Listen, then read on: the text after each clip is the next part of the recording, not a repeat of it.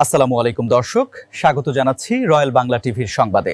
এখন দেখবেন নারায়ণগঞ্জের সংবাদ। নারায়ণগঞ্জের ফতুল্লা রাজস্ব সার্কেলের ফতুল্লা ইউনিয়ন ভূমি সহকারী কর্মকর্তা জানে আলম বলেন, সেবা গ্রহীতাদের দ্রুত ও সহজে সেবা দিতে সরকারি দপ্তরগুলোতে ডিজিটালাইজেশন পদ্ধতি চালু করা হয়েছে। তবে সার্ভার, বিদ্যুৎ ও লোকাল নেটওয়ার্কের সমস্যার কারণে অনেক সময় সেবা প্রদানে বিঘ্ন ঘটছে। তিনি বলেন, এসব প্রযুক্তিগত সেবা শতভাগ সচল রাখা গেলে সেবা গ্রহীতাদের দ্রুত ও কাঙ্ক্ষিত সেবা প্রদান করা সম্ভব হবে। রাজস্ব আদায়ের ক্ষেত্রে গ্রাহকদের মৌখিকভাবে জানানো, মাইকিং ও নোটিশ প্রদানের মাধ্যমে রাজস্ব পরিশোধে উৎসাহিত করা হচ্ছে।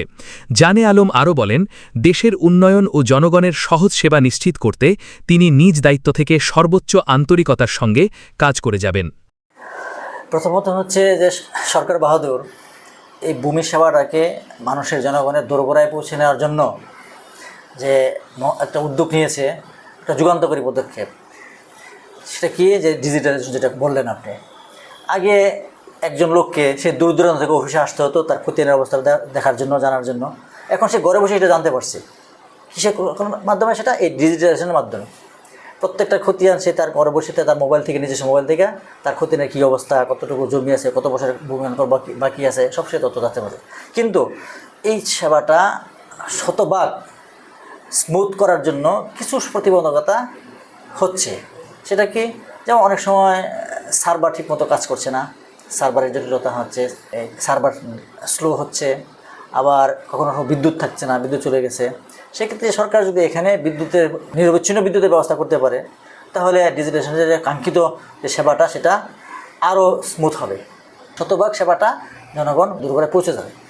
সরকার বাহাদুরের কাছে আমি আবেদন জানাবো যে এই জনগণের সন্তুষ্টি পুরোপুরি অর্জনের জন্য, এবং এই আমাদের নিজস্ব যে একটা স্যাটিসফ্যাকশনে কাজ করতে যায়, যে আমরা জনগণের কাজটা সঠিকভাবে করতে পারলাম, সেই তৃপ্তি পাওয়ার জন্য সরকার বাহাদুর যদি নিরবিচ্ছিন্নভাবে বিদ্যুতের ব্যবস্থা করে এবং সার্ভারের যদি স্পিডটা একটু বাড়িয়ে দেয়, তাহলে কাঙ্ক্ষিত সেবা আমরা জনগণের দোরগোড়ায় পৌঁছে দিতে পারবো, নিরবিচ্ছিন্নভাবে পৌঁছে দিতে পারবো।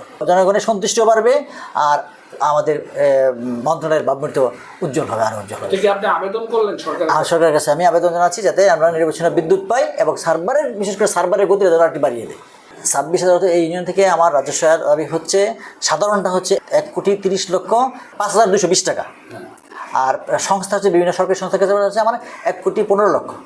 আচ্ছা, রাজস্ব আদায়ের ক্ষেত্রে আমার ভূমিকা হচ্ছে, জনগণ এখন ভূমি মালিক অনলাইনে আবেদন করে।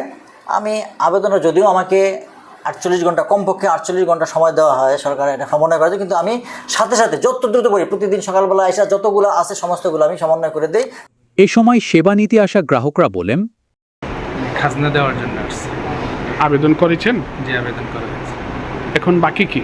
এখন শুধু এই খাজনা দেওয়ার টাকাটা বাকি আছে, প্রিন্টে বাকি আছে। কত সময় আসছেন? আসছি 10-15 মিনিট। আপনি কি মনে করেন সেবাটা অল্প সময়ের মধ্যে পেয়েছেন? আশা করা যায় পেয়ে যাবে ইনশাল্লাহ।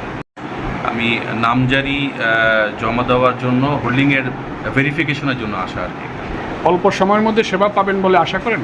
আমি আশা করছি খুব শিগগিরই আমি সেবা পাবো।